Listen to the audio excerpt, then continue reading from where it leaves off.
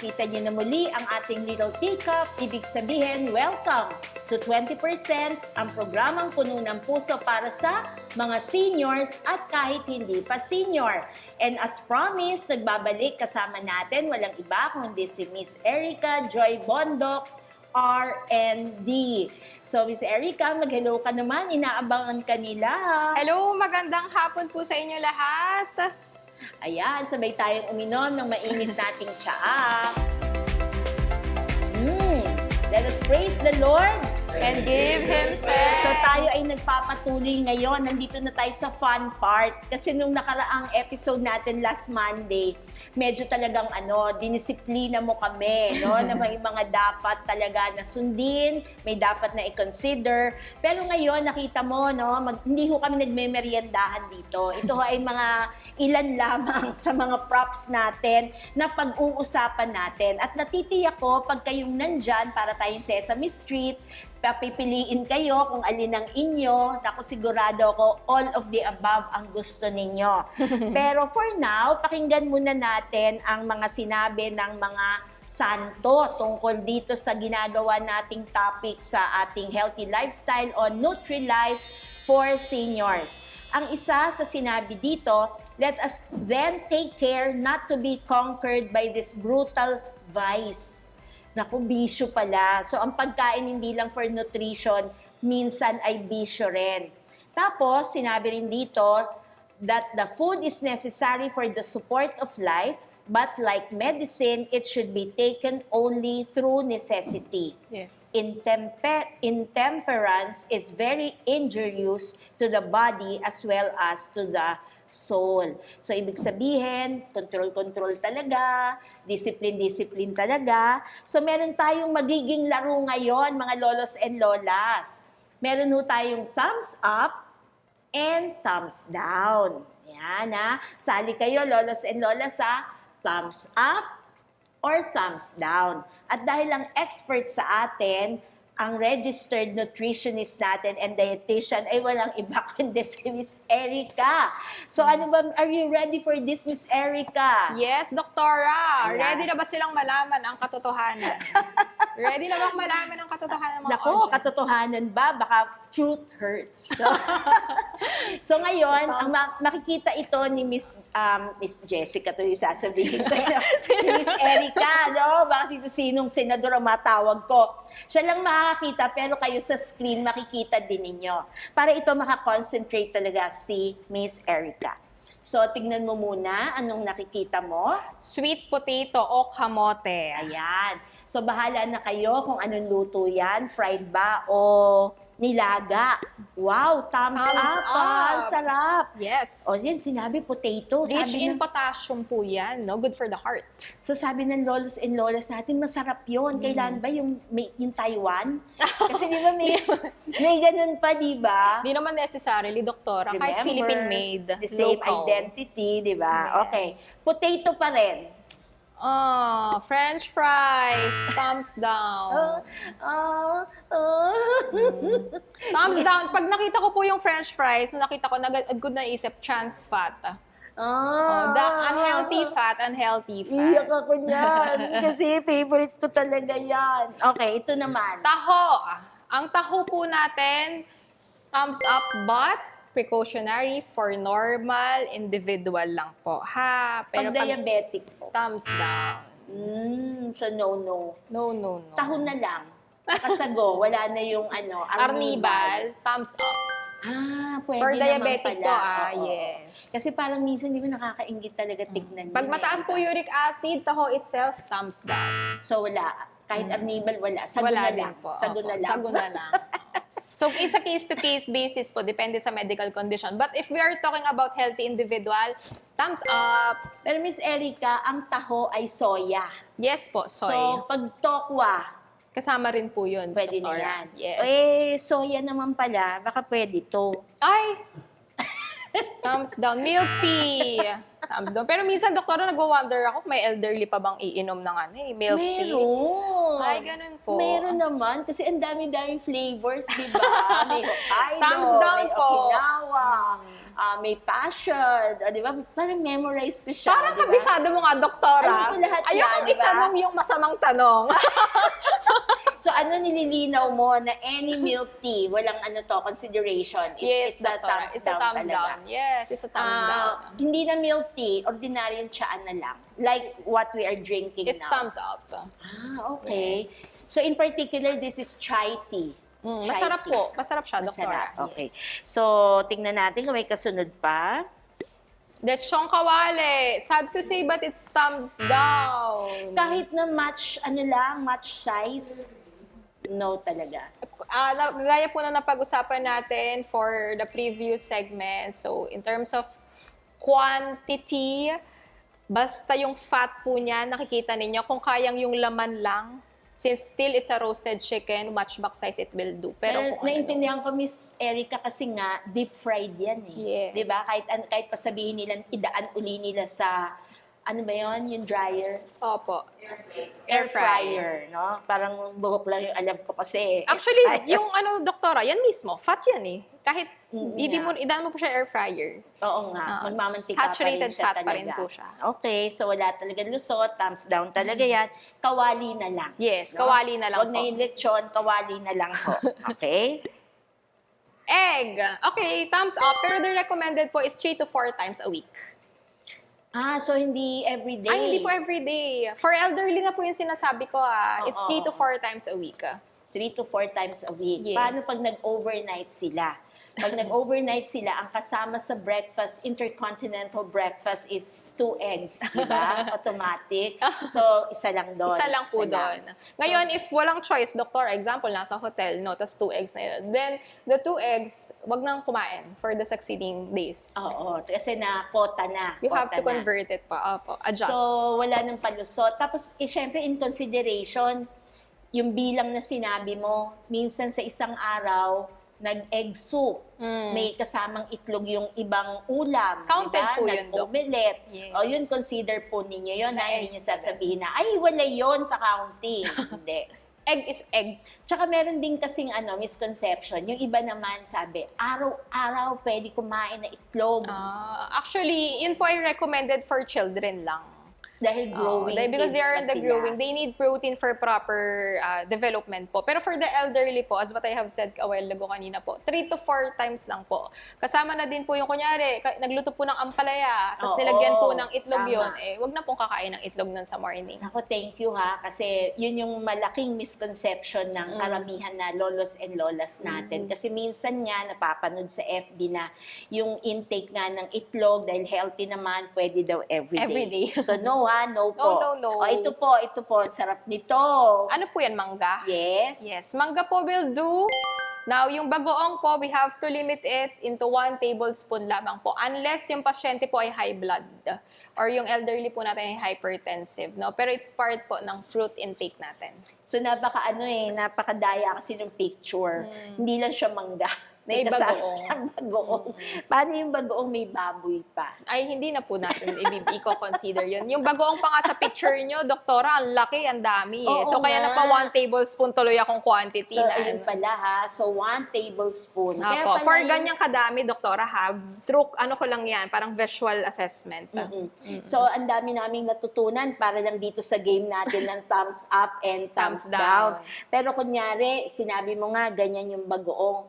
Kaya pala, pag nagbebenta ng bagoong, di ba may container? Yes, Doc. So, yun pala, dapat makonsume nila in a very long period of time. Hindi pala siya in one sitting, kaya. Yes, Doc. Kasi pag kumain ng mangga, yung serving ng mangga, paano pagka may sakit ang pasyente na Okay. matatanda? Pag po sa serving ng mangga, pag ripe po yun, yung isang pisngi po, half lang po nun. So, that will be equivalent to 1 serving. Ngayon, sa loob po ng isang araw, you have 3 servings. You have the breakfast, lunch, and dinner.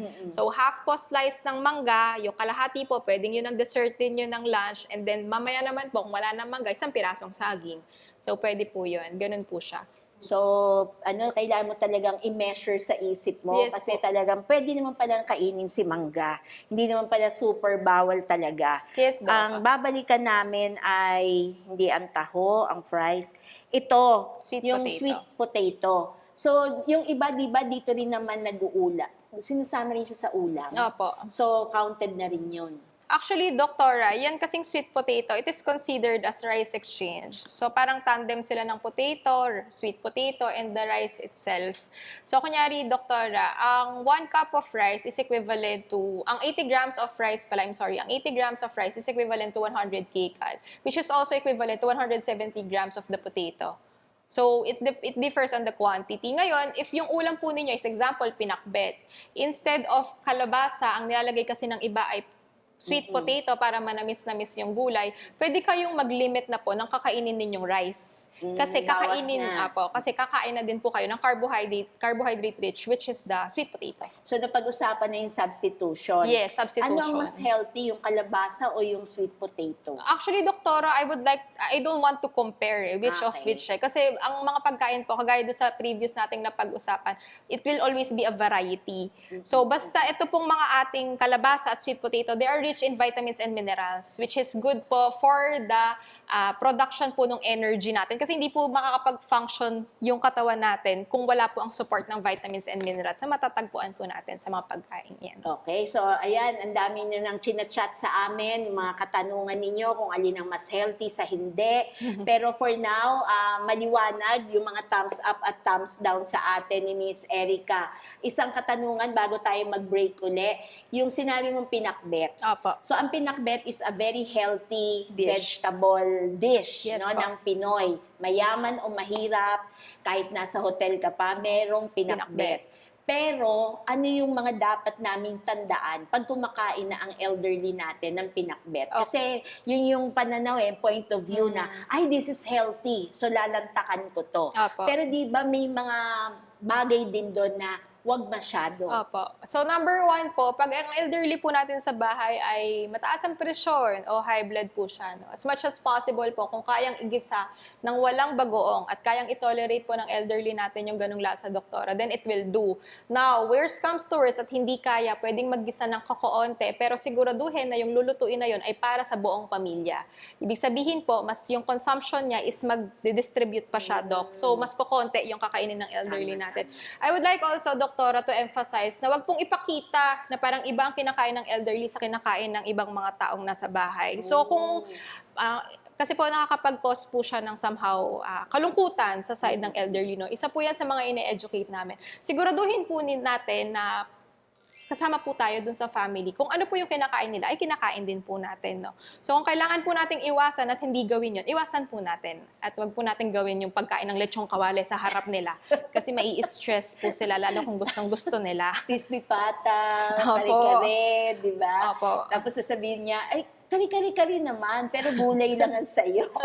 O, di ba, Doktora? Parang it hurts. Nakakasad naman talaga yan. So, parang better, lahat tayo, ganito yung food natin. Lahat tayo magmo-modify. Sige, lolos and lolas, napakaganda nitong tinuturo sa atin. Pang-pamilya ito nga ginagawa mo sa amin no, Oo nga Erica? po. Hindi lang para sa matatanda. Kung hindi talagang babaguhin mo yung lifestyle no, ng buong pamilya talaga at magiging makatao, mas humane, no, at mas may pagmamahal. Maraming salamat. Pero mamaya, wala na tong pagmamahal kasi labanan talaga to ng mga sitserya at soft drinks. Sa muling pagbabalik namin, abangan ninyo ano ang mga statement ni Miss Erica Joy Bondo. We'll be right back.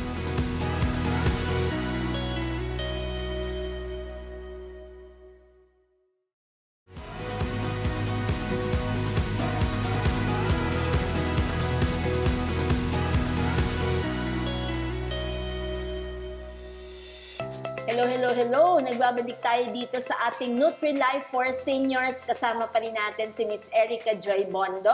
At nandito tayo sa pinaka-aabangan ninyong portion. Ang dami niyong chinat tungkol dito. Miss Erica, nakikita mo dyan, lahat ay masasarap. Sobrang sarap, Doktora. At hindi lang pambata. Kahit ang mga elderly natin, minsan ay nagkikrave sa mga yan. Oh. Simulan natin sa ito, no? Kahit ako nagkikrave ako dyan. Ano ba to? ano bang masasabi natin? Totoo bang healthy na palitan namin ang regular soft drinks sa mga diet soft drinks, mga zero, yung mga kung ano-ano na sinasabi nila ay healthy naman na inumin, pero soft drinks pa rin? Okay, sige. In terms po dyan, sa ating soft drinks na zero, ang aking recommendation po ay yes, mas better pong maging zero or diet soft drink na lang ang ating inumin in compared with the regular po, no? So ano po bang difference nila? Ito po kasi walang calorie. Now, if into po kayo sa pagbabawas ng timbang, so pwede pong ito ang ating inumin. Pero ano po ang recommendation? Pwede po kayong uminom ng 1 glass per day.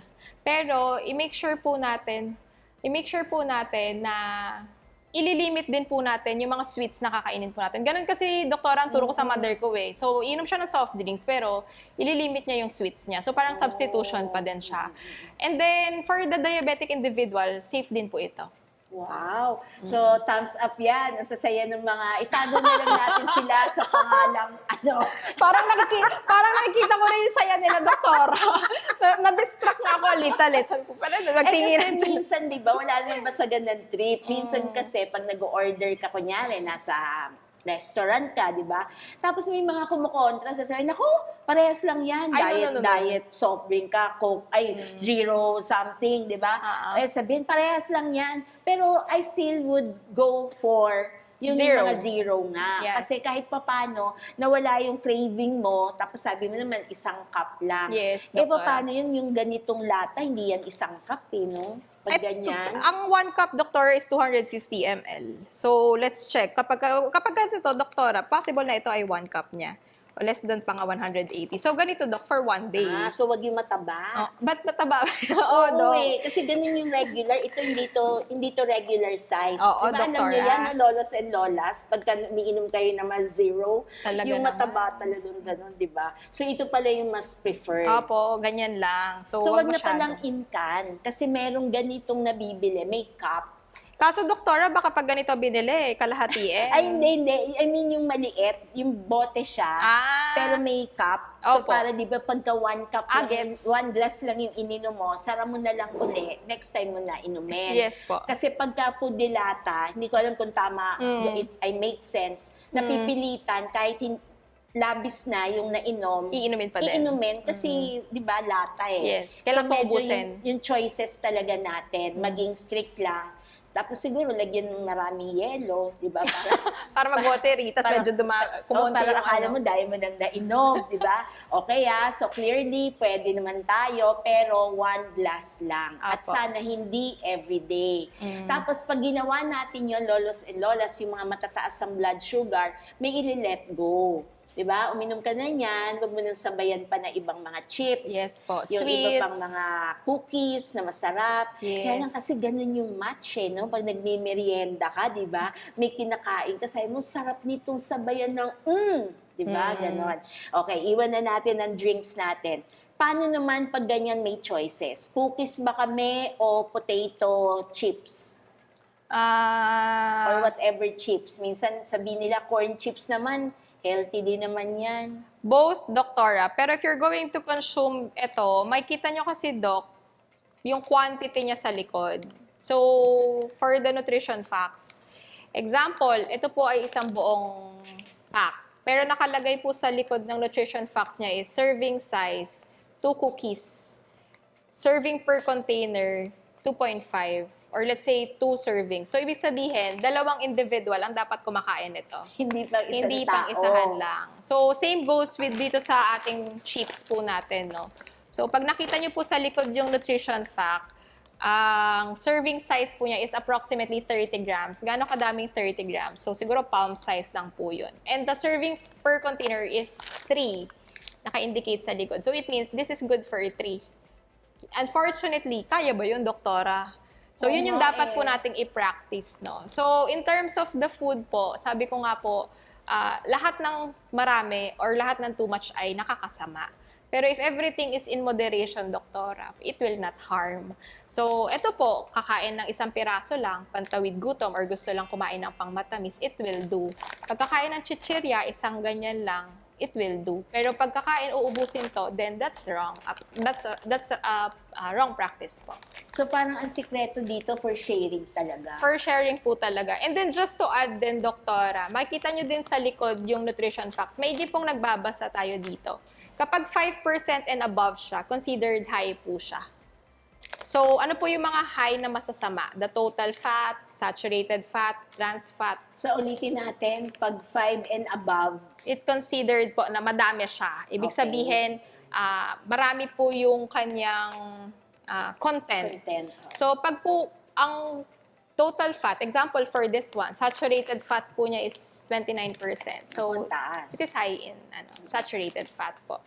So, ano po dapat yung mga high? So, meron naman po siyang protein content, may vitamin A, C, calcium, and iron. So, kagaya po nito, ang iron po niya is 10%. So, considered high. Probably, ito ay fortified na or nilagyan na ng iron. Ayun. So, makikita din po natin yun with sangkap Pinoy Seal.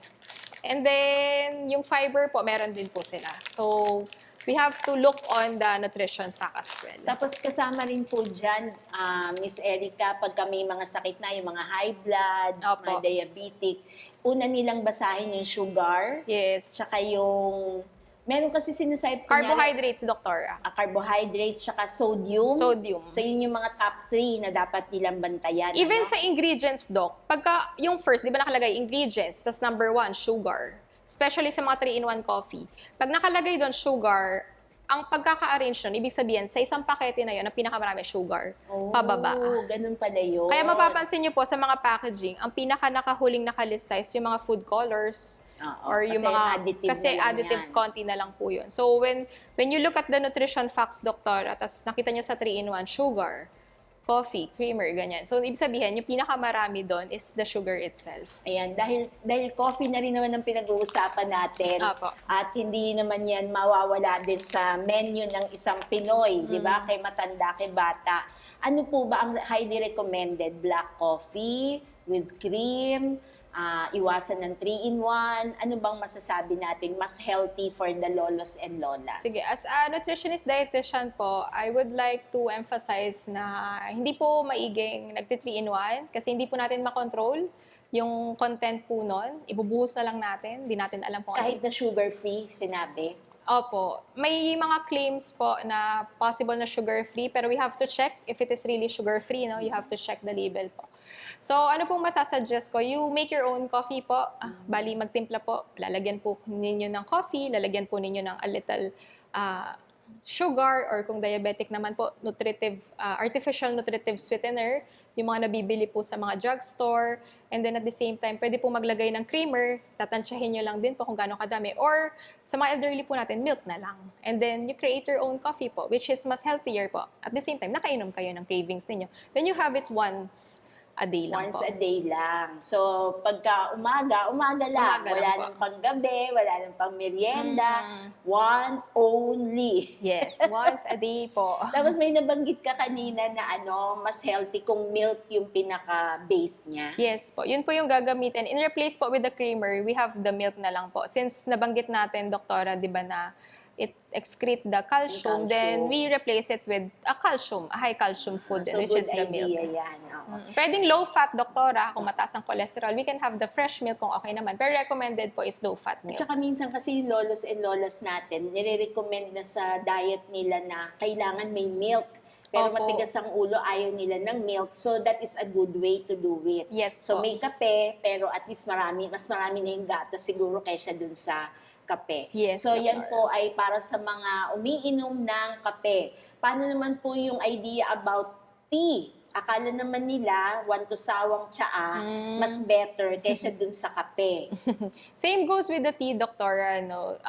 Though natural yan, it is recommended to have at least once. Pero in replace na yun, Doc, with the coffee. No? So kung gusto nilang mag-coffee, then have it a coffee. If they want to have it a tea, then have it a tea. Pero it is as a good for the digestion, for the gut health, which is recommended for the elderly as well. Yun nga lang kung mahilig sila. Moderation pa din, ano? Kasi lagi nilang sinasabi, tingnan niyo yung mga Japanese, kaya sila payat. Kasi lagi sila umiinom ng tsaa. Pero hindi man tayo mga Japanese at Chinese, no? So, moderation pa rin tayo. Yes, Doc. So, Miss Erica, mamaya pwede ka pang mag-remind sa amin ano yung mga myths, no, versus facts, no, mga misconceptions natin. So, magbabalik pa po tayo, mababasa pa namin ang inyong mga katanungan.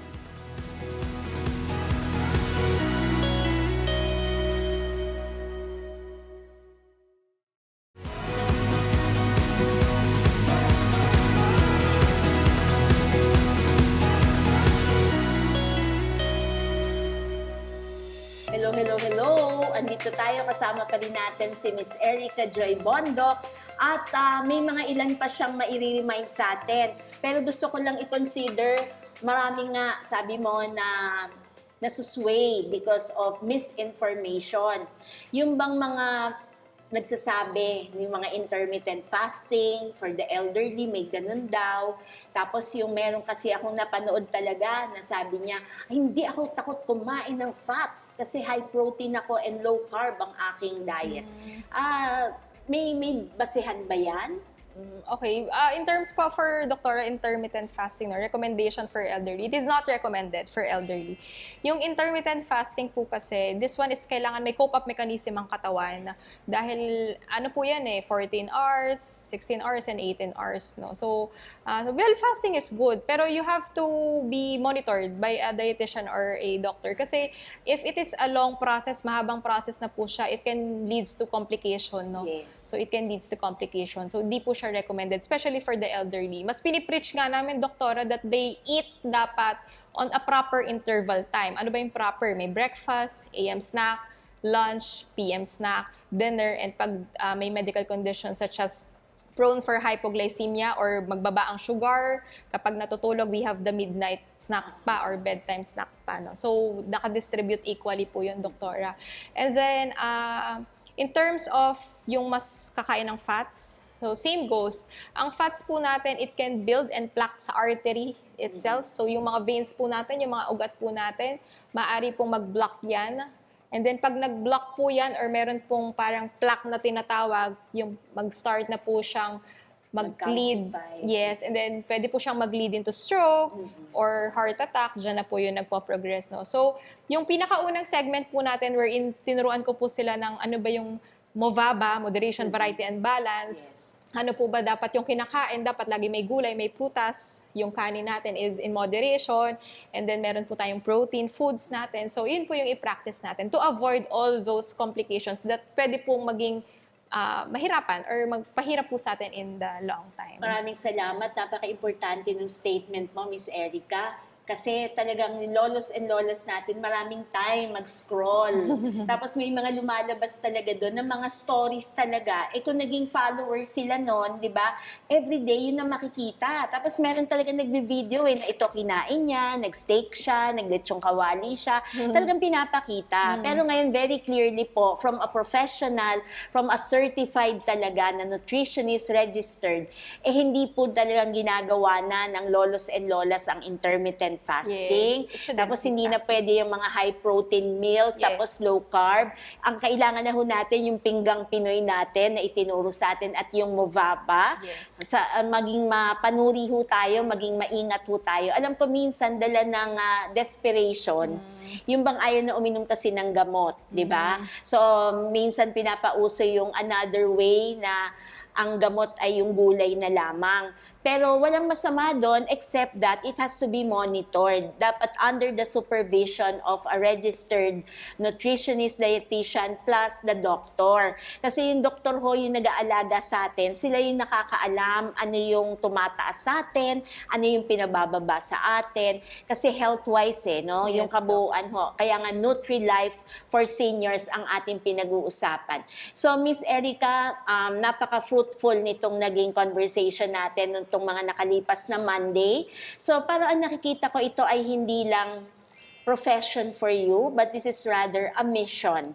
So nakita mo na ba talaga ang sarili mo that you are doing God's work in all this? Yes, Doktora. Actually, ngayong tinatanong mo yan, Doktora, biglang na-recall ko yung segment ko with testimony. And then, tinanong din ako noon. Tapos ako, on my end, parang alam ko maraming nutritionist dietitian, no? Pero parang parang God provision na binigyan ka ng talent to speak or opportunity like this, Doktora, no? To teach people. And I think that's one of the calling. To educate people, to let them know, hindi siya para sa akin, kung hindi instrument lang ako, Doktora, para maging way ni Lord, para malaman ng mga tao kung ano ba yung tama. And this is for them. I think this is one way na in-extend ni Lord yung love niya para sa sangkatauhan. So follow-up question, hindi ka lang nakontento dito sa mission na ito. Now you see yourself teaching, Yes, no, Doc. in the academe. So is this your way of multiplying yourself? Yes, Doktora. So, I don't know if naano ko, Doktora, with the segment natin that I do teaching as well with the academe profession. So, it's parang very fulfilling siya sa akin, Doktora. Pwede Parang mo ba very silang passionate. i-hello? Hindi pwede. Pwede naman, Doktora. Yung mga estudyante ko dyan, yung iba nga nagpupunta na sa hospital namin kasi iikot na sila eh. Yun. So, sa akin, Doktora, parang I'm very passionate to extend yung knowledge ko sa kanila. At the same time, iba yung nararamdaman kong fulfillment pag alam kong may impact yung nabigay ko dun sa tao. At the same time, natulungan mo to know what is a good food choice. So, Miss Erica, talagang very fruitful ang lahat. No? Talagang kami ay natuto sa iyo, hindi lang ako, pati na yung lolos and lolas natin and their families. So, ang ganda ng mga pinaalala mo sa amin, especially yung to eat with them, to eat with the elderly, to pray with them, tapos to join them in their misery, na yung ano yung pagkain, ano Yun ang yung kainin. menu, medyo dapat distributed, sabay-sabay kayo dyan. Yan ang mga magagandang realizations namin. Pero sa bandang huli, gusto ko namang i-address mo kasi it's truly a gift na kompleto pa yung parents mo, kompleto pa both sides ang lolo and lola mo. So would you like to address them now?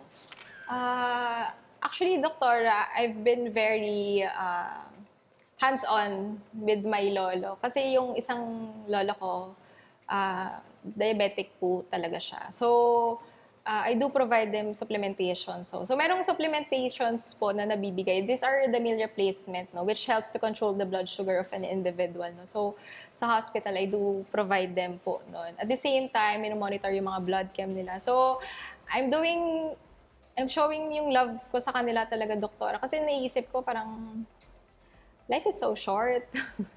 Ano man lang, ibigay mo na yung best mo. So, sa mga nanonood po, I think, ganun din siguro, Doktora. Parang hindi naman tayo magiging nandito sa katayuan natin if not for them, no? So, even naging magandang relasyon or hindi, we extend the thing na alam nating tama at alam nating may puso.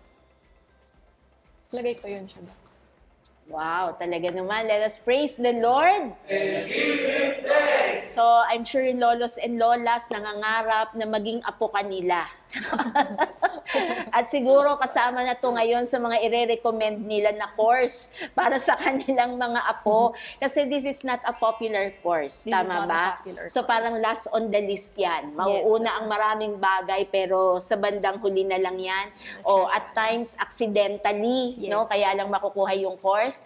Pero ngayon, because of your enlightenment, nakita namin yung kahalagahan nito at totoo yung nutrition for life, especially for the seniors. At bilang panghuli, tayo'y mananalangin kasama si Miss Erica. Okay, let us put ourselves in the holy presence of the Lord. In the name of the Father, the Son, the Holy Spirit. Amen. Dear God, help me to be healthy in my appetite, in my food choices, and in my eating habits. Set me free, Lord, from unhealthy cravings for sugar, salt, and fats. Guide me in choosing the food that would destroy my body but would best nourish it. Create in me a disciplined eating lifestyle, Restore my mind, thoughts, and imaginations, that my food intake would sustain my body. And more importantly, please fill up my entire being with your eternal love. For you are the bread of life. Amen. Amen. In the name of the Father, the Son, the Holy Spirit. Amen. Amen. Let us praise the Lord. And give So maraming salamat Miss Erica Joy Bondo. Thank you At po. nawa ay magkita pa tayong muli no, sa maraming partnerships natin because this is a shared mission, di ba? Nung dati, Katolikong Pinoy, no, ang iyong natulungan. This time naman, lolos and lolas natin, titos and titas. At sana mas marami ka pang ma-educate no, sa lahat ng binubuksan na larangan sa iyo ng Panginoon. So we'll see each other again on Monday at pagpapatuloy po natin ang pag-uusap about NutriLife for seniors. Bye-bye! Bye!